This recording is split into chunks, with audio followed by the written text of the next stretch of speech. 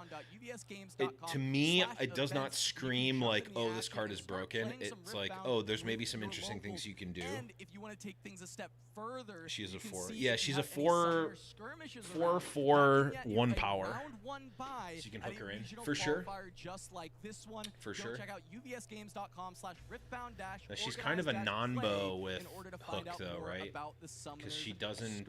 If the unit doesn't die, you don't get the hook. I think. They can try and earn these round 1 buys. We saw a lot of players out there already with their round 1 buys, happy to be like, you know what? I don't need to win 7 rounds today. I only need to win 6. Yeah, for sure, Cass. I mean, I think it's just pretty great. You know, local stores really are the lifeblood of any trading card game, and, you know, that's where you go you find your community, you start to figure out. See, what type of player you this are, is and, like you can really just, like, from the take slow onset. steps up until you're ready for the big This stage, like you get public. that buy, and it's easy to come out and play in a great event like this.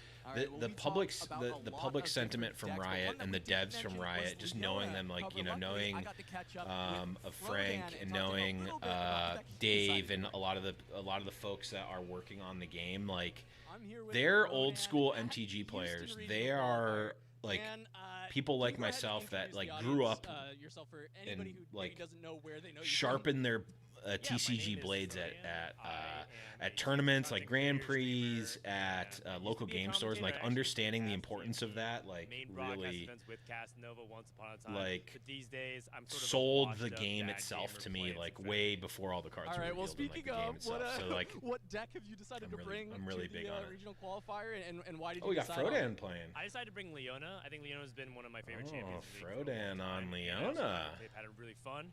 I also want to go a little bit off meta. I think a lot of people I've had Frodan on Mastery and TFT podcast I did many years ago. I felt like I want to go a little Frodan bit on a grain. couple I'm a times, big actually. proponent of trying to beat Back in the old days, and sets 1 to 4.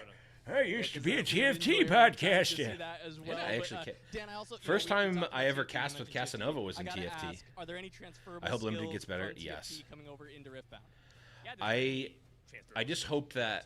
Well, what do you mean by better? Format-wise and supply. Okay, yeah. Because I was gonna say I've played Sealed and it was awesome. Like, I only played it once, but yeah, that kind of goes to the like supply side. Like, I played Sealed once and it was really cool. We played a Sealed free-for-all and it was amazing. It was one of the best games I've ever played of Riftbound. It was so cool. All right, Dan. Well, let's go ahead and take a quick look at your Leona list and see what you're bringing to the Where? Oh, I need to. I should probably talk a little bit about this Leona tweet deck that the you brought things. to the Houston Regional Qualifier. Why don't you go ahead and just kind of break should down a little tweet bit of the the things. overarching strategy for what you're looking to do? Yeah, absolutely. So 3-limit domain is kind of dumb. is Radiant Dawn Leona, See, I thought that whenever you stun it's not even. I one don't or even see it more as a enemy units, 3 you get the buff of friendly units. domain From limit. there, I see it as like you get to leverage play a buffs third to domain. either draw I think cards, if you to didn't have the attack. limit, Most then it important would thing is get. stunning It would be like Lorcana limited, which actually is trash, or at least it was. It was in the first sets where it's just like, oh, just take the cheap card or just take the best card and do that. Like, and the colors don't matter at all. It's just like take best card and then put it in your deck. Whereas like the restriction breeds innovation. I'm a bit in favor of that. 5 now. A little bit better. And then you combine the fact with there's some yellow and green spells. Green spells are really good as small buffs. You're talking about like On Guard. Stop strat from being a thing. I think you maybe can. Defy to help protect her. It could So be a you very can.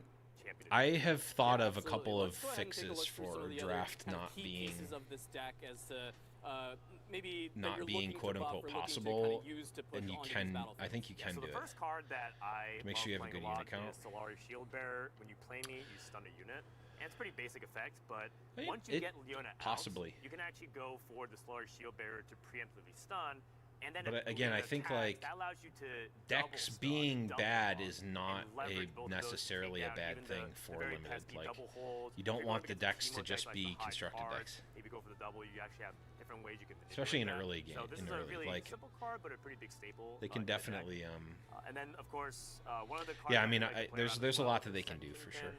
I think this is one of the departures from the usual Leona deck. I think a lot of people like to play like Fiora, for example, or saying some that, of the okay. other 4 costs, but I really like Kingpin because I just think this card is actually kind of broken. I think he has so much stats for 4, and if you have even a buff onset But himself, then drafts will just be he gets farming +1 for units. each buff friendly unit that counts himself, so he goes up to a 7 Maybe. might unit for 4 mana, and you have to recycle a power, but ultimately I think it's worthwhile. Yeah, one stun gets him to 7. I think that's. Is this why Frodan isn't live right now? Yeah, it's I mean, because this they're seems like a nice like core strategy. Just get a lot of really They're big at the stats event. out there, stun, so your unit opponent's units can't kind of trade back. What are some of the like ace in the hole cards? Some of the spells. That you is may certainly have to possible. help, For what it's worth, I deal have with not maybe threats that drafted. you I can't have deal not with done with any yourself. like simulation big drafts one, of I think, Riftbound or even is the tried big to reason why you draft wanna play set Leona 1 is because Phoenix like Blade. This is her signature spell that stuns my an whole enemy thing battlefield, and then you get is to if move into that I'm not battlefield and interested in challenge it, playing for either set showdown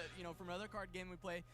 He's playing on Team PCG Invasion. This is a Flesh and Blood team. There's a lot of these guys that are at the event. Most of them are actually on Annie, but Here T we decided, go. you know what, I would like to play for a metal card, and he specifically went in the Garen. We're getting everything in the stream, right? Exactly. List. Okay, we So got it is going to be stacked an deck. Aurora Garen. No true Demacians here. This is a just 3 Auroras in a Ooh, trench it's coat, dazzling and that trench Aurora. coat Oh, we got a Nocturne on turn 1. See that first turn mobilize? Nocturne 1. And it is indeed going to be an Aurora strategy. Yeah, yes. This is really cool, though. On the other side, we've got Yasuo. Stack deck immediately finds a Nocturne, and I know you're a big fan of this card, Frank. Yeah, you know, I love Nocturne. I think it's a real cool way to go with the Teemo deck, but it's awesome to see these Yasuo decks. Oh, and you just get to put it in on turn 1. That is actually insane. And hitting it on turn 1 off the stack deck. That's actually you might feel like in other games, like you put something insane. Oh my God, that's unbeatable. But here, you know, it's only going to go score a point just as any other unit would be, and sacking the rune is actually pretty significant. I think this is crazy though, because Yasuo. That is absolutely insane. It has to use a call the He week. recognizes that, hey, you're going to score way too many points too fast with this Nocturne. So that's I'm just gonna actual go ahead, insanity. get rid of that. I'll replace the rune with Immobilize and get through there. But real quick, I wanted to go over our battlefields to start this out. Wow. We do have Aspirant's Climb from T on Garen. That's going to be, we are playing to 9. We have got one more point that everyone has to get in this game. All I have to say is that was just an absolutely insane start of a game. So very good for Yasuo when he has all this extra mobility, kind of a one-sided Welcome in, everyone, to chat. We got 80 people in the chat right now. We're just hopping in. Say hello. Give the channel a like, subscribe, all that good stuff. We do a lot of things on the Term Sideways channel, YouTube channel, including the Winning Point, which podcast, myself, Casanova, Charmer and Pastry Time do, blah, blah, blah, blah, blah. Like, comment, subscribe, etc. Let's get back into this absolute craziness of a game. I never really thought about building Yasuo as like an aggro deck because you effectively, all of your units have accelerate for 2 energy. Well, Cass and I are on the same wavelength. Literally saying the same exact thing. Cass and I don't even need to be... Cass and I don't even need to be in the same continent to have the same wavelength when we're casting. He's going to have the runes next turn to get there, while Quincy is only at 3 points. You For get sure, to hold. yeah, I think it's gonna. The roles are gonna be pretty defined. Massive here. ramp It's already. really Yeah. Quincy to do 2, the best 4, he can 6, to 2, score those 4, early 6, 8. points, get in I mean, there, only and one just turn try to ahead rack in the score terms so of high ramp that on the once side of Aurora hits side of T, T. that he's still gonna have a chance Yes, to close out should the game be before at the 3. inevitability Yes, overwhelms should him. in fact be at 3 I love right these now. kind of Yasuo lists that are playing around the Mask of Foresight. They have a lot of these kind of big I'm not units that get to sure utilize the +1 when how attacking or the defending live alone, mostly within the Kayn live or the points are Yasuo working. Remorseful, When we were where doing the broadcast, Kayn, there you know, was by a not taking damage, just being able to beef up that might help there you was deal with any of the bigger threats, whereas Yasuo gets that iPad on the on-tap side trade that the players were completely supposed to can blow out a use, and if lot they of big didn't break use points it, by having like that they're just additional, keeping track on point paper, of it might. wouldn't show up on the broadcast. So I don't know if they're doing the same thing. Sorry, just arrived at a Garen. It sure is, and it's also a Yasuo. Maybe some disciplines to try to just come over the edge of Which is these real giant cool. monsters once they start hitting the field. All right, couple move triggers from the Traveling Merchant. Quincy's going to be able to Gumbo. quite a bit, try and find what he needs to beat a late game Aurora. And then also, you know, by having the Yasuo, it's nice. You kind of have this pseudo ganking where you get to move the Traveling Merchant back. Regicida, and then just what's up, pay for Yasuo my friend? to move How it are back in and get those extra points. Yeah, I think Quincy Yas really just should doing now kind of be at exactly what we're 4, saying but I here. don't He's getting know, his units like, in, he's scoring points, again, like, he's I trying don't to keep know them if safe, the- and kind of just build up enough resources so points when, you know, are if the Aurora hits the being, table here, he can go over the top. Okay, so All it right, looks that's like a good Yasuo question, just though. straight We've up got missed the a point. runes. Does T have the Aurora? Like, this is the thing, like, you have Or is to he announce the playing this kind points, of you got to remember it core all, Garen you've deck got to that have a lot of be, the you got to big be tight threats with that it, can't and it, quite like, hit the board, but I saw especially him here, kinda like, the shuffle the difference hand, between and not 3 and only 4 points does he have is the Aurora, massive. but he has the Divine Judgment to follow it up. Wow, that is a powerful combination, and yeah, no, it's cool because when they have the Aurora, you know, T's gonna get to play kind of the supercharged game, other than Looks the like fair game. an of just play one big thing a Aurora, turn and focus it even up. if But yeah, here we see the even if Aurora, Quincy and, was you know, at that's gonna 4 start just points putting here, some I big threats can't on the imagine table. that that's gonna matter. This looks like Now it let's see might what that be first one is as he passes the turn. Here's the first trigger. might just an be Ursa. So enough. maybe not the thing he was most excited to see, especially because that Divine Judgment's coming up. But realistically, yeah, you're going to deramp yourself, but you're going to have these 2 big bodies, and you're going to put Quincy on the other side on just 2 runes and 2 cards to try and deal with it.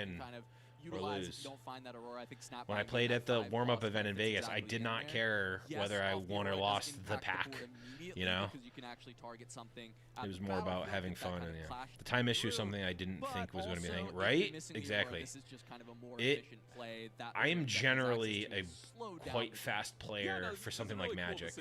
I'm not as And I'm relatively fast with Riftbound, but still learning. And I went to time just for the slamming first in time turbo chunguses, in but, like, seeing probably a it really looks like decade, this Garen deck is kind of built on a much more mid-range plan that is using your where Aurora as it just, was I'm going to grind you to at dust least value partially my instead of fault. lock you out of the game with huge might numbers. I'm a really because fast especially because MTG you've player. got Like, Aurora DJ, I've that gone to combo, time at which is just pre-releases, like, but it was you know, DJ Aurora, my absolutely favorite not my artist, fault is that it completely happened. launched You know, his own game. They're not dancing actually. It's an artist where you just kind of stand still and actually don't have like, much action.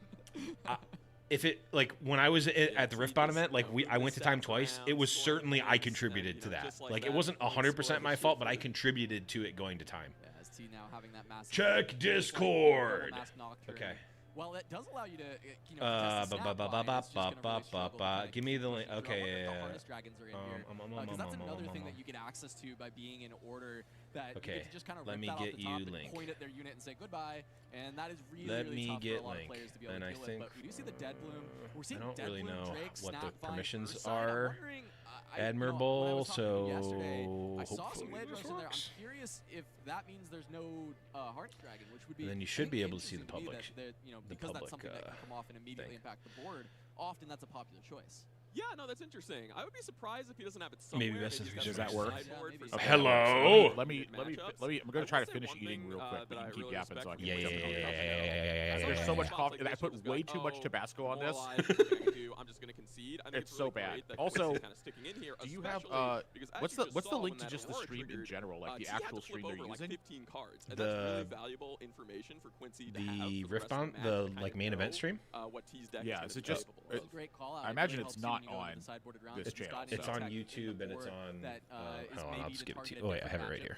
No wait, that's not it. Like, oh, I'm actually using it right now. All right, I'm gonna finish eating. Yeah. This is that's admirable. Let me get them on the. Maybe there's a win wall in the There board we that go. could Let's potentially do come in to this. help deal with some of Lemons. these bigger threats that you can't defy. Yeah, Ampersand. He's taking no chances here. He's like, I know I'm ahead on points. I'm gonna Admirable. kill that Nocturne, kind of crush any dreams that let's Quincy make might this have on the not comeback here.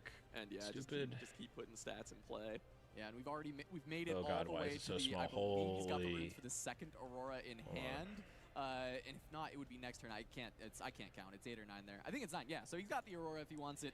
As he's just able to push in for these last couple points, he can look to either full stack for a hold or doesn't even really need to because he's been able to keep Quincy off enough points that now he gets to play that really slow game, look for the double conquer with all these big units, and there's that second Aurora hitting the board. Okay. T really stunted Might have to on do us best with of his one round fancy robins. all-star Yeah, moves. I If mean, would've it been sounds correctly, I guess I get a awful little blinded, to but yeah, there's do second Aurora, best that of makes one sense, and that's gonna do it. for any amount of a That's competitive Garen tournament, grabbing but game like one of the logistically, Houston Regional Qualifier. Our Garen ran first away with that one. game I of mean, the game was day. over We once get a Garen the W on Aurora the board. happened We'll see and if there we can was actually take the not series down, like though, as we'll get a towards threatening game number two. of We'll see, points what scored the, from the other player. battlefield change-ups are. I'm curious about the Garen because usually MF Aurora, you know, we get the obelisk as maybe either a game 2 option where your opponent wants to be on the play, so you kind of get those 4 runes, or often is Sigil of the Storm to try and slow down your opponent. I wonder if it'll be the same. We go. Yeah, no, that'll be interesting. And definitely, like, if you told me that I was going to come in here in the first match, the game that I was going to see is a Garen dazzling Aurora masterclass, I probably wouldn't have believed you. But the thing that I'm really excited to see. So like I was saying before, like Garen is definitely not the best shell for this, or won't be when Spirit Force comes out. Like, but like Fiora. Once it's hit. Yeah, one of the other big things. Maybe? I think the gear destruction is Fiora, huge, I especially guess because you don't really think, get value was it off of the Dapptron ends up being a Fiora really good one, champion in or Yasuo, legend because you can do that pseudo accelerate to push it in. of all the and new so on the turn anti-gear you play tech. it, you Yeah, don't have to worry about leaving it around, letting them keep there is a lot of deal cool with it. things But that the other are side like of it somewhat is, we saw in Nocturne, semi-preventative. Is this an aggressive enough Yasuo that I don't might think have something like like people there was a brief window of time where people were really complaining about Aurora, and I'm like, I'm gonna be honest. I think this is we should enjoy the time where the 9-drop card is playable and not complain about it, because I don't think it's gonna be playable forever. So I actually disagree with you on this because the way they're making sites. I think that the way that they're making sites right now, and I think when the you way say that sites, they're you mean developing battlefields? the battlefields. Okay, yeah. yeah, You know, yeah. there's going to be lots of names I call them because No, that's fine. I just wanted to make sure I'm that getting I into knew it exactly what you're talking about. Now, before anyone says anything or thinks anything crazy, the one advantage I have is that all I've done my entire life is play cards. So this stuff speaks like an instinct to me. This is like a language I have. Battlefields, sites, locations, starting card, place that you dance. You know, whatever you want to call it. Point restaurant. I think that's the best point name. restaurant. You know what? I think that point restaurant is a good one because we're all connoisseurs of the points here. That's all we're trying to do. Yeah, we're just trying to eat I guess up the unless you're points. just trying to. Can I cuss? Is that okay? Yeah. You sure can. I stopped myself. Wow, that's the I mean, first just time. I mean, don't say the things that you wouldn't say anyway. But yeah, you can swear all you want. Yeah, You can cuss all you want. Whenever we're trying to get to the forking site. The big Yes, thing because about this it is a game. unless you This are is a trying culinary to game. lose, unless you are trying to lose, you want to get to the site and get some points. Okay, it does not matter how you cook them up. A good chef will figure out how to serve some food. That's true. Maybe he just doesn't have the sideboard slots So that being to said, deal with what Garen's bringing have you to read the the new table. set? They're making a site where you can't score points on the first, second, or third turn. That is true. Holy crap! Do you have any idea how much that slows the game down? Yes. Realistically, the I do. If your average turn, here's the thing: if your average turn is like on turn 5 for like putting your opponent on death's door, not being able to score the first, second, or third turn extends that more than just 3 turns. Yeah, it it's probably insane. extends it to somewhere like turn 10, because what's going to happen is you're going to have so much big stuff that you're each going to have trouble actually holding or scoring sites. As your stuff's going to cost so much that you're going to have to build your deck differently to have like multiple sixes or multiple ways to build up boards and like pull back and fight back. Right. It changes the deck building a lot, which I actually think is a really, that's the fundamental interesting principle of the game, is the way that they give you so many resources, 100%. but it cost you so many resources that this is really the random factor here. And there's the agency of the random factor. Pretty crazy. I think that stuff like 8s and 9s and 10s eventually become the mainstay of the game because of the way that sites are going to get developed. I truly believe that. Oh yeah, and you get 2 resources. You get 2 ingredients a turn to. Actually, no, that doesn't actually line up with Metaphor. Don't care. You get 2 ingredients a turn to make your food to bring to the restaurant to score the points. Wait, are we getting food as points, or are the points the money generated by the restaurant? Anyway, I think just it's the income. Right? I think just no matter what we say, it always works, chat. Just know that as long as it's restaurant related, it's correct. Yes, this is what I've learned about anything, is that if it's related to food, everybody gets it. Because if you're not eating, you're just dead. True. We chefs now. Exactly. See, you get it. Chat gets it.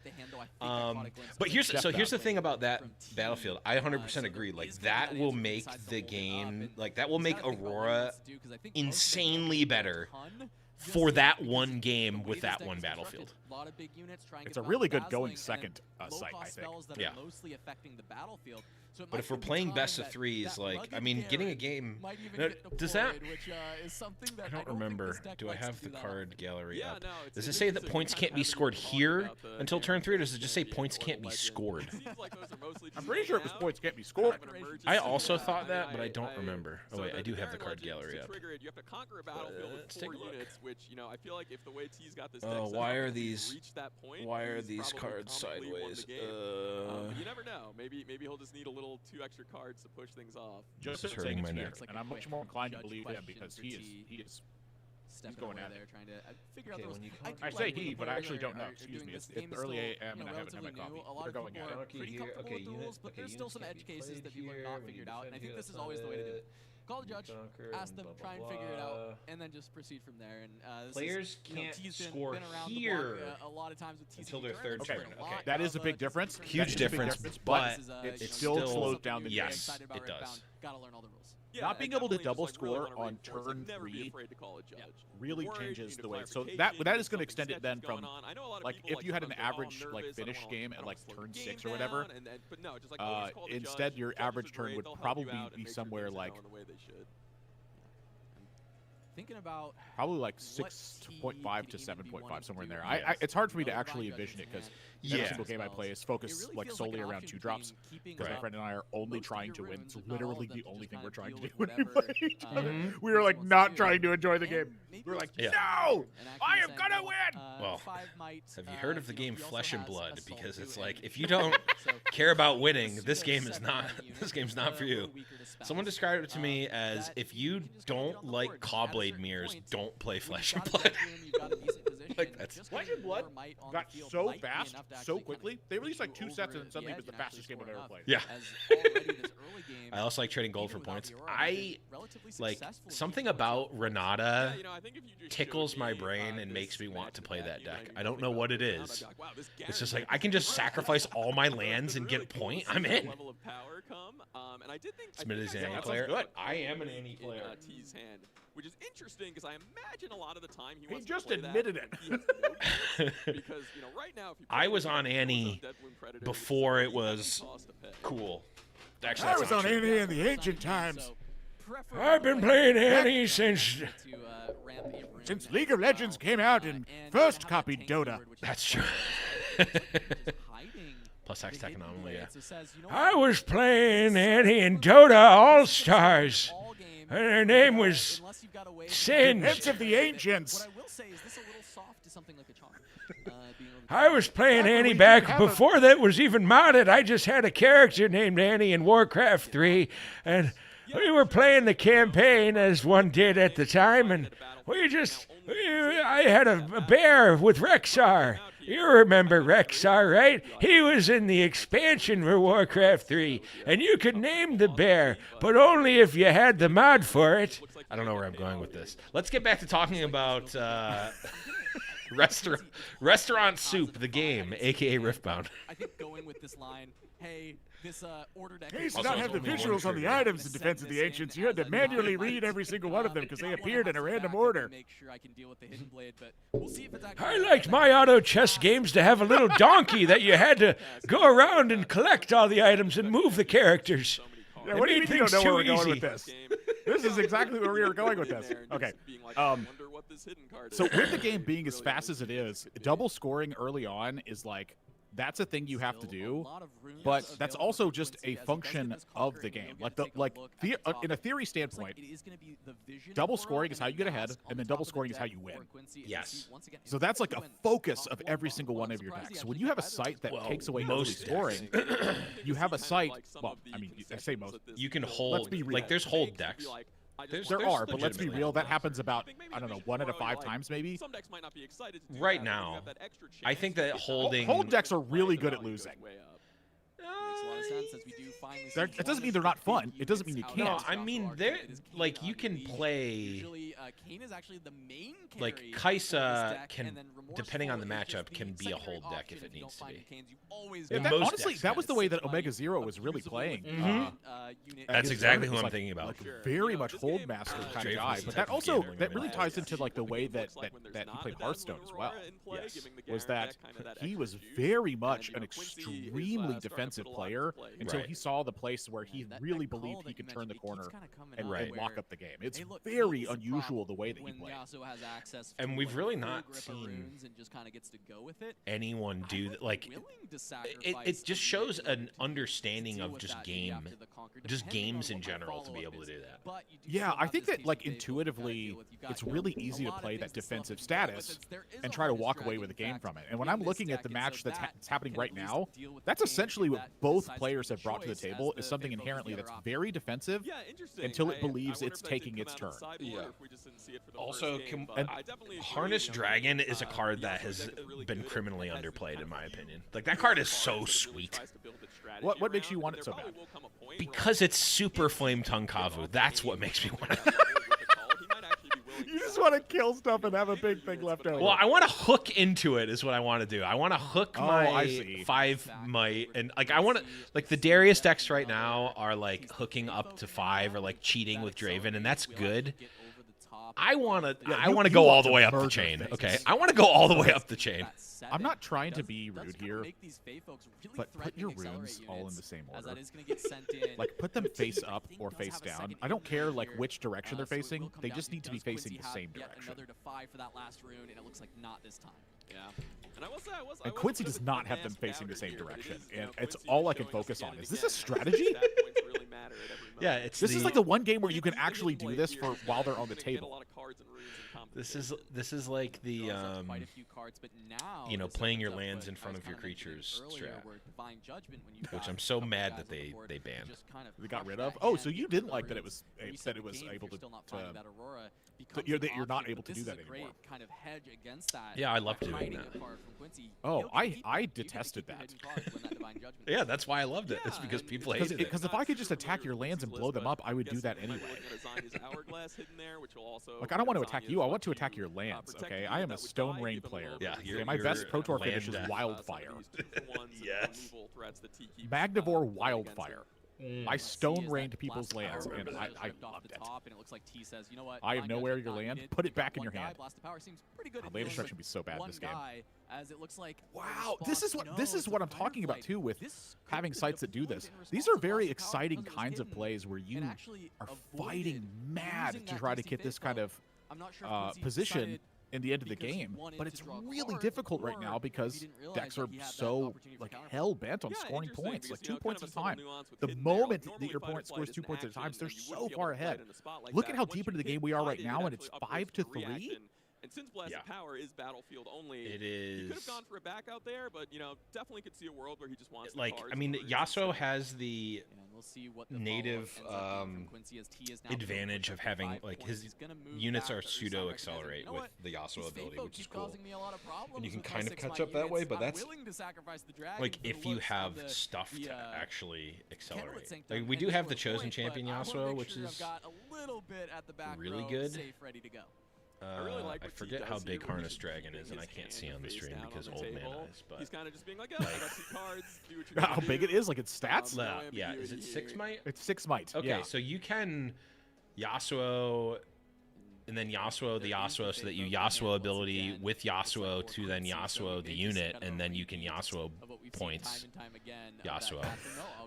This is where I was like a little bit confused by, because I figured that with where you're at, you would want to like play a Yasuo deck. With what you described, like being able to like jump into Flame Tongue Kavu stuff, that's a very I have Yasuo Yasuo built. deck. Yasuo is my multiplayer deck, and it is sweet. I own every Yasuo card that is ever printed. I do, And I don't actually. mean each one unique. I mean all of them in the world. Yep, I let Quincy borrow You one. know, he's a little slow to come out. Okay, so we are Yasuoing the Yasuo so that the Yasuo ability can Yasuo the dragon, and then Yasuo can head to the Point Restaurant and collect their fee. Later on, especially if we can get a second mask down, then you can actually deal with even, you know, in the deck. I was talking about the Ledros, if that ends up actually being in there. We haven't seen one yet, but Oh, we get the Nocturne. The Nocturne just off out of the deck. He's kind of dug through so many cards. I was like, man, did he take the Nocturnes out? Is so that not what this game hilarious. is about? But here we 3 find 4/4s are good, and, right? You know, the really fun thing about playing Nocturne is like if you haven't seen one yet, every I time gotta you make a look, link. you're I'm starting the just stream more on and more my end, so likely. I You gotta- could actually Oh, start did to I like, just to not send you bank the on, link? I'm gonna hit a Nocturne soon and not swing to- the tempo back in Not my to the favor. stream, no. You sent me to the Discord. And now, you know, this Nope, game is going I just gotta go in Moobot and make it. Nope, I got it. You know, Here this we go. game is still just not coming through. And now we're at the point where it's like, ba- yeah, you ba- kind ba- of need ba- to ba- define I already that, got the this link. game I still gotta get make it in- really There you properly go. stabilized. There's the He's link. I gotta make finally, it I think a Quincy command, has is what I'm saying. found his footing in this game. He's got I got you the know, link for you, Yasuo though. on board. He's got the Nocturne on board. He's got a hidden I was like, card, why do I so have 2 he's even YouTubes insulated open? around the Divine And Judgment. What He's should got the a venture command be board called? for I don't know what it if should be were to called. happen. And he's got this fistful of cards that he can continue to enable the Yasuo. There we go. Yeah, I don't think I would not expect T to Yas fire needs off his the units to judgment stick. here. I don't Yeah, think I it's mean, kinda both like the game do. state you're looking That's for, the but like. Gotta change we'll see the what he has game. to do, because you know sometimes your That options is are the thin, tough and part he is running low about on cards Yasuo in in hand. general is like Hasn't triggered that Garen legend. does yet, not have a unfortunately. lot. see, that I would mean, it have does. the It card. does actually have a decent amount of Could've interaction. Like gotten you've that got off. the, but At it's this all point, yeah, I mean, he's unit just based, looking- or it's he's at all 6 might points, so he's at based least, you know, for the most approaching part, a unless win. you're So like now the riding question the is, wind. Can you actually maybe look for a hold even? But he is just gonna, you know, deploy Garen Rugged in the back row here, and then just catalyst up to. I'm just gonna be at max runes next turn. Hopefully, he's hoping to find something to do with them. Oh baby, Garen That's why Rugged lists have has such hit the few table. units It's and not so plan much combat A, metrics, I right? don't think, Maybe but not even plan B. Yeah. Certainly plans. Okay, D, we C get a through F. I mean, he could Did we throw get the down point with a for holding Nocturne. there? He could take out a Nocturne if he's got it. Hey, we said, you know, this Mask of Foresight makes these things 7. Oh, Well, Mind guess Splitter. what? Garen Rugged on offense. That's a 7 to try and get through the Yasuo. That's a Thoughtseize. It's going to come down from Quincy, and that is going to allow this kind of look at the hand, grab one of those Oh, cards. play 7/7 for 7. Yeah, it's a Thoughtseize. Really kind of just trying to back T in a corner, take out all his resources, and just make sure that he We're really taking has it out. Like, I imagine the Simpsons memes are too old at this point, right? Or is everyone that plays this game as old as us? Like, this is a real question. No, they're certainly too old. In that Mind Splitter with the Yasuo Legend. I needed it. Maybe we could just claim that we made him up then. That's true. I did make up the Simpsons. And now what are you going to go fact check us on Grok? So that Garen can't just Grief. Run in Okay, Grok, yeah. is that true? It is grief. So we'll see. It's just top decking for T. Yeah, and for sure. The thing about it is that the judgment wasn't even going to be good there. I mean, it was going to be decent, but it wasn't going to be enough, I don't think. And then just getting to like manipulate that movement so much, and always like everything. Goodness gracious, this is so much stuff on board. Honestly, this is like such a good function of the game. Like just being able to continue to get resources every single time. Yeah. There is. But having to spend the resources every single time. Like you don't just build them up forever. There is an expenditure to it. That's like such a good nuanced build, I think, to the game.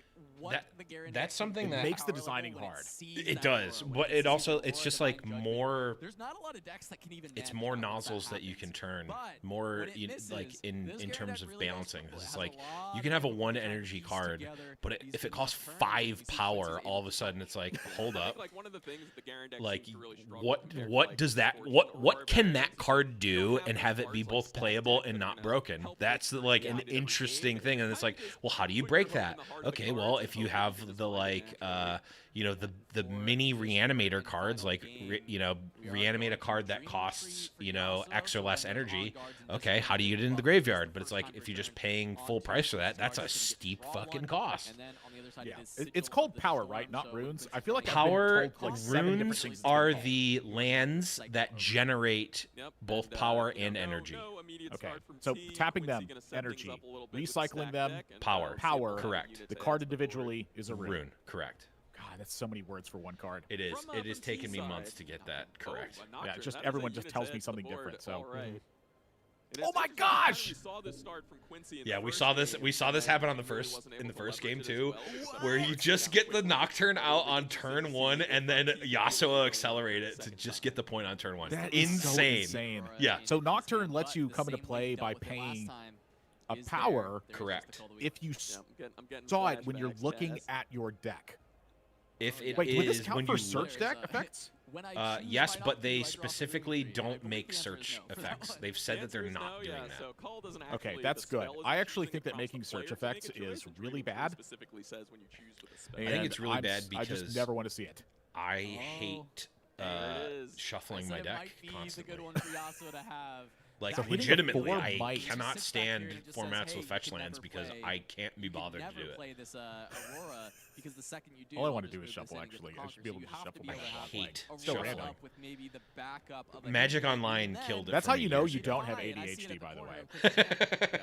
Really great thing. Okay, let me put it this way. I like shuffling. I don't like having to shuffle in a timely manner. On the design team, like, I like flicking cards. In fact, now that you've reminded, no, I'm not going to do it because stream will probably hate it. Nobody likes that except us. Yeah. That's how you know you're real old school. All right, chat. Here we go. So this is still just Quincy getting ahead, finding what he wants, putting multiple units in play. And this, I feel like this is like where Garen struggles, is that he's just not getting early points. For sure, definitely not. Oh well, the early points are nigh impossible to get in the Aurora deck because you're playing no early drops. Yeah, like that's the struggle, right? Yeah. But what's interesting about these colors in Aurora, or rather having yellow in Aurora, is that you get access to some interesting spells that the normal Aurora builds don't have access to. Like, you've got the kill a unit at a battlefield, you've got the Divine Judgment, which is really an interesting wrinkle to those decks, but none of those help you score early points. With the Garen needs Divine Judgment does nothing for getting points. This is like purely like the Anaconda strategy of control. And then yes. from there, like you're trying to just choke them out and then come up with something. TCG's hand. I think there were Blast of Power. Or you're Honestly, trying to that's not kind of where they lose say, you know what, Garrett and is hope about that to you run, can go win operate enough going after forward. you resolve the Aurora. Kind of an interesting Yeah, no, dynamic in that's the Riftbound. choke about strategy. Yeah. Like instead of JM Day Tome, where you paid yes. 4 mana and tapped it to draw a card back in 1994, instead you're playing a 9-cost card that just it draws them and plays them for you. Yes. And Quincy making the call to really value the points here, which I think is pretty smart. I feel like that Garen is really in trouble Still not here. seeing an Aurora. A couple divine judgments. They Like absolutely are. oh my gosh, a mind splitter! Not a great way to deal with this. He's Oh gonna my be able god, to it's Mind Splitter! He's gonna take it out of his hand! He's looking at Garen's hand and choosing a card to discard. Thoughtseize Magic costs 1. In this game, it costs 7. Yeah, but you also get a 7/7 body. Oh my god. Right, you got a bunch of trash in your hand. Yeah, this is trash, and then hold on. What is got a bit of a clunky draw here, but we're gonna see if he's can do anything about it. Yeah, I like this from Quincy. Just take the dead bloom and say, What you know is the right now buff, is Garen. That's buff, fine. These spells are prevent not spell that damage? threatening to Why what is that we're in the doing deck? game. It's interesting. I saw a. Does it not prevent siding it ability out? damage? And I'm thinking about what that interacts with in Quincy's deck. I guess it's mainly that's what they're looking for talking about. protection against Yasuo. Yeah, I guess Yeah, it does unyielding, work. I guess, it's stops just- the I think it's Yasuo. just- Okay, they're you talking just make about a it on the mistake. I mean, broadcast, too. maybe he doesn't have Mistake. any other I mean, you cards make that mistakes sometimes feel too. You might just not have a useful card to side out. feels Like like, hey, maybe I can actually get like a pretty big surprise I mean, into Quincy. you could just gloss over anything it. is better than 1 mana, 1 power, discard a card. That away with the unyielding. Yeah, Aurora's especially War because Mother's we just call, pulled that out is for 1 correct. energy, so they were Yeah, like, I'm it's just not probably gonna be on the worry about radar. it. Why is it Thinking there? like, oh, Made a okay, mistake. I'm calm. I That's don't why. have damage. They're probably not bringing that Yep. card in against me, and then it can really catch you by surprise. So now T. The broadcasters bring up the fact that it does stop the Yasuo. It does prevent the Yasuo ability damage, which is not irrelevant. For T here. Oh, does it stop ability damage? Is that what it says? I guess. Yeah, and I mean, you know, Spell ability? I can't read it because again, old man eyes on the broadcast, but that's what they're saying. What's the full name of the card? Unyielding Spirit. Unfortunately, with those recycles for T, he is now at 6 runes. So Oh yeah, it prevents ability damage. Okay, so it is relevant against the face-up chosen champion. Yeah, no, so that's good. That's fine. I didn't actually realize that when I was calling it out. Prevent all spell and ability damage. He knows there's no Aurora in the immediate Yeah, future, is it but worth he's playing or gotta feel not? that That's a pressure different of, like, question. I just It's gotta not keep just a scoring stone points blank before though. the So My I'm site okay has with stopped. because, you know, My he will Google draw Chrome eventually. has frozen every single time I try to put any Right, stream like on it a forever game now. will I'm going to push, go back to to doing that what I was 6-point doing and break use point where you Internet, can look for that double conquer, Microsoft and the Edge. game is I almost a called big it thing that Internet Quincy's gonna look Explorer. for. Oh And no. pass coming You're out gonna of get T, we know there's lots of the power there, right? So retirement so home is going loud. to start advertising that's to you. exactly what you have to be thinking about is, do I just send this in and Have say, you know what, signed I'll up just for take your this Bob and Evans use discount it card? through that blast of power because we have to at some point anyway. Yeah, and one great thing about I have Blast to of figure out how to Power, redo You this. can't defy that. Yeah, the Okay. Google Defy one only is lets you just hit things it up is to 4 going energy, haywire. Blast of We're gonna Power fix sitting this. at 6 energy. Don't so worry, that gets right everybody. through Defy, which I believe Quincy did have in his hand, but unable to use it to defend here. Oh god, I gotta shrink this way down. Just gonna Okay. play out a Nocturne. Hard That casting was Nocturne is off not the great. top. But I We're at think I 5. saw Now, it again, notably, I'm not sure, though. 5 I wanna points, say not for 6. sure, That but is if an it extra was the turn. Rebuke, Okay, then no, I it is thought going I to be saw 6 here. Quincy's Okay, so hand. that is a massive threat to have for these potentially matchups where you're against all threatening these to big win players, because if next T turn. finally gets a chance to get on board and a Rebuke is there to And answer, explore, how old are this you? game's Okay, over. you know what? And you know, this is what I would normally, at least from the 40. Timo side, I would. Back How in old are my you? day, we had nothing to choose from but Internet Explorer. In fact, we didn't even really have the Internet. We had AOL, America Online. And you'd It was call only us. America though. Yeah, it was only America. It was only online. Everyone else was not allowed. Okay, so we need to find an interaction piece. That is not an interaction piece. So dead on board, Game's toasted, but yeah. dead on board. But I mean, you make your opponent do it, Quincy right? Like, readying up in the awaken phase, and we'll let's how see. he wants Do to get they the job done. see it? They need to just move the Nocturne back, use Yasuo, or vice versa. It does not. It looks like Quincy does have Doesn't that Rebuke matter. just next to that Defy. Kane. So I mean, definitely Kane gonna will have do a it great too. It answer doesn't in the matter. future. Ends up playing the Kane. Use the Yasuo. Get does the. have the Yasuo to be able to just send that in. Top deck Aurora. And there we go. People That's just like gonna big do it. cards, don't Quincy's they? gonna be able to pick Yeah. that up. So while Garen came out to Or a that, yeah. roaring start in game 1, Quincy could not MF find Jones. Auroras in games 2 I just or realized 3, there's an and MF in Quincy here. Yeah. was also gonna pick up the first win of And we did see we got a chance to talk with Rashida Jones, Quincy's daughter, here on the broadcast. Let's jump over to that exclusive interview right here on Turn 'em Sideways. But I guess that's the. Oh wait, that was fake. Sorry, chat. We did not get an interview with Rashida Jones, the Hollywood actor. What do you think the MF stands for? I'm going to say misfortune, but they did not have enough bullet times to make the misfortune deck, so they stuck with the Oswald. That is spot on. That has to be spot on. Quincy Misfortune Jones. Everyone knows that. Yeah. Mr. Fortune, baby. Oh, Mr. Fortune. That's true. Is there a Mr. Fortune in your life? Yeah. New king unlocked. And just, really box them out at the end there. All right, well, for our backup match, I'm so stupid. The new kink is money shaming people for having too much money. It's like, oh, what you stupid billionaire. That second match. Like that's just normal. That's isn't it? That's Elon's kink shame. A little bit more than maybe Volibear. I know it's Volibear versus Kaisa. That just sounds normal to me. The second game I agree. of that match, as it is oh boy, Volibear is like low-key. Volibear is my favorite one. I like so in the weird time where like the first wave of revealed cards came out and people were like brewing decks with the cards as they came out. So there's maybe like, I don't know, 30 or 40% of the total cards out. I was playing a lot of Volibear, and the deck was pretty much exactly as it is now. Like, it did not really change that much.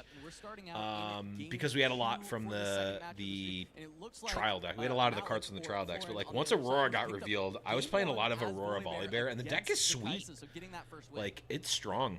Yep, and yeah, it's just cool. This, matchup will play in these post-board when you just play here. decent cards, it turns out it works pretty well. For this second game, we do have we have an I also Iron Ballista. Once you go into the yeah, Ballista's isn't that like part of what goes in here? But you can't go Yeah. home. And on the other Sweet. side, I mean, it's good in this matchup, I would imagine, because you just like shoot the thing. Yeah, deal 2 damage to a unit at a battlefield. Yeah, so like it has to be attacking something. You are losing points as this is happening, but that's still like a really strong function of what's going on. Is you need to blow up your opponent's stuff. It's like the health inspector. You're telling people, hey, you gotta close this restaurant down. Okay. We can't be Ravenbloom having this student, much. you can't be running this restaurant. I only play 2, but I do mainboard it. Okay. I mean, it's a card that it's a type of card that fits perfectly into Aurora because it's like, if you're playing a quote-unquote fair deck, like, you don't necessarily want to lose the tempo of, like, just take off your turn to play a Ballista, but if you're playing Aurora, like, you can't play the low units anyway, and it does allow you to impact the board without playing a card that messes up your Aurora, so actually, it does make a lot of sense. Get Excited is my favorite card in the deck. Yeah, Get Excited is sweet. He's got to kind of like weigh that. Do I want the point now? Do I want to save my student? And I mean, in this scenario, like, yeah, you just get to kill. You get to kill the Arby's manager, Ravenbloom student, for free. And, like, that's great. They scored 1 point. They're not defending. Like, they're not messing up your combat. Like, that's amazing. I just realized you need 2 different sleeves. Yes, it's annoying. Runes, and you get to shuffle 2 decks. I'm not worried about that. I want to do that anyway. I'm worried about 2 ballistas. Wait a second. What is this guy trying to pull? Ballista. Double Ballista starts to threaten even Kaisa Survivor from trying to run in and get those conquers. Oh god. Like, you're giving up points, but your opponent's having like a weird time. Like, this is it's a weird thing because normally units are trying to do this, but I don't think that you have like the right units to be able to fight Kaisa. So instead, you have to give that up and fight this way, and then hope that because of that, you can get to your later game points and make a pivot point where your opponent just can't overcome the extremities that you have. It's a weird thing that I initially saw with it, because I wasn't doing this when I first built my Volibear deck. I tried to not go look at all the lists when I was building my lists. But like, this came up and I was like, I had no idea how to overcome this stuff. And it got to the point where I was playing where I was like, man, I just need to kill their stuff. Yeah. And this was like the only way I could figure out how to do it from turn to turn. When you also have the keeping Kaisa from 6 is the only thing you need to worry about. True. It's going to be able to give you that extra oomph to get over the top, having that 2 damage to add to those other 2 damage. True. And Keeping a lot Kaiser of from getting to Or I 6 guess- is did I say really tough, incinerate? though. It's the other It one. is. Incinerate. They just play stuff every turn. That's our bad, you know. Right? We'll take it Well, all and around. the fact that like Andy, Kaisa's first power one, comes give from me being one more and I able got to it all. like trade They got a lot of effectively and play all these abilities, they all spells and like involve Falling black Star and and fire, like you know, Volleybear's they just like, have yeah, I some just pretty don't similar care about names, any of can't that. fault you on that one. Side, I hope you have enough But cards to interesting from, sideboard in to Rishi's get side rid of your the table here, 'cause, useless he does have burn that spells. Thermogenic Beam, which is Wow. gonna be a really powerful play at some point. But he's kind of 2 Noxus Helpers! It's a 4 might card that costs 2 less if you played a card. This thing's insane. He's drawn 2 of them. So good. I love that card. Okay, I think that Volleybear's in trouble now. Where Malix might be Yeah. really banking on using them to kill a key unit or 2. Yeah, interesting. 2, We're gonna 4, be 6, open to 8. stacking We're to try still and not actually on get a hold Aurora, here. which Yes, the is ballista can only deal with one is not of great these, for them. 2 units, but still kind of maybe opening yourself up to any This other is a lot. battlefield This is hate 50. specific, Sorry, this is 13 spells. might on like, board. Sky Splitter probably not in this case yet because we don't have that Aurora yet. But there are still just other options, something like a Void Seeker that could very likely be in a Volibear deck. If he has, oh, that's true. Dead Bloom would be really good. Because then he can use the ballistas to pick off That is one, true. and Dead then just Bloom would slam the be Dead Bloom over the top and just chomp insano down on the sauce other. here. And there it is. Kind of like this, right? That is the nightmare scenario. This is why you don't and it put is stuff happening at a right battlefield now. to hold. We are in the nightmare, even though the Nocturnes were Holding in the is last game. so As we go up difficult the to Dead Bloom, do. Hitting the board into the Dreaming Tree. Rishi is tapped out. So Like, this is just food in my for the opinion, if you fire, want to food learn how for to play the game bear. better, Yep. don't And, try you to know, hold. on top of that, just Yeah, kick them while I they're would agree. down. Malix Just is gonna don't. get a root That was back the off the Valley first Legend. big Yeah, level he's no up longer in terms of hibernating, like the when runes are all I here, and was he's ready to originally actually playing the come out. game, Winter and is then over for Malik. you lose enough and you go, oh, okay, I just need to be retreating more, or like really picking the spots that I'm just gonna get this point. Whereas like at the beginning, I'm like, oh, I just want to get as many points as possible. I'm just gonna be on the battlefield all the time. Just give my battlefields. I'm just gonna hang out on the battlefield. And that's the way. Blevins called me on the phone. Yeah, that's right. We used a telephone. Yeah. One of the ones that It you was a plug into the rotary wall, phone. not your cell Yes, phone. it was a rotary phone. Yeah, you have to like spin the little dial to dial the numbers. He called me and he sounded like that, telling me that strategy. I was like, hey man, let's check out this game. Just go to the battlefield. You hang out on the battlefield all the time. It's a fun game. I can see the viewers dropping by the second. They're like, shut the fuck up, man. Like, we could be Stop watching talking. anything else. Once this Aurora hits the Instead of table, listening to whatever this it does, idiot. he's immediately got the It's almost like, is Casanova going to be on the stream? I'm like, yes, but they're actually just casting the event. Sort of. It's just a giant They're not going to be here. Special guest Casanova, who you can barely hear under the two of these idiots. But I agree, if you can get it down early enough, you can sort of threaten going toe-to-toe with them, especially when you combine it with some of the powerful... Oh, we've got Mega Mech. We've got Mega Mech. Why play Dead Boom Predator when you can just pay 1 less energy and 2 less power? Feels like no Aurora. I don't see one in hand as he's flipping through. I don't know, because you feel like it. Worm, though, as that is a very powerful tool to come off of the I Aurora think and that really this is enable awful. the rest of your deck. And notably, I didn't say it was good. I said it was sweet. Nice. So you can kind of stick it around. Look, if you have I'm the low-key a time little in the excited game. for Rumble And I'm in the curious next if this set. is actually a game where Malik has created enough I think Rumble space needs a that set you can to, even just kind of raw play out a Magma Worm, which is a very rare. I wanted to say opportunity, proliferate. in Riftbound, But honestly, where I think that might kind of be feels percolate. the right word. and it kind of Percolate. feels Yeah, like he it might needs be more mechs. For sure, He yeah. does I mean, need more Malix, you mechs. know, he is a But little not that every many. time a There's like- mech there's comes like out, 4 right mechs. now, I'm sure he is doing that calculation of, can I There- take Like in the time game. off to get this Magma Worm down? Because if I do that, There's a lot. There's future, all more units are coming out. coming in ready, and I'm gonna be able to There's catch Worm back Coil up real Engine. Yeah, that's what I'm saying. There's like 4.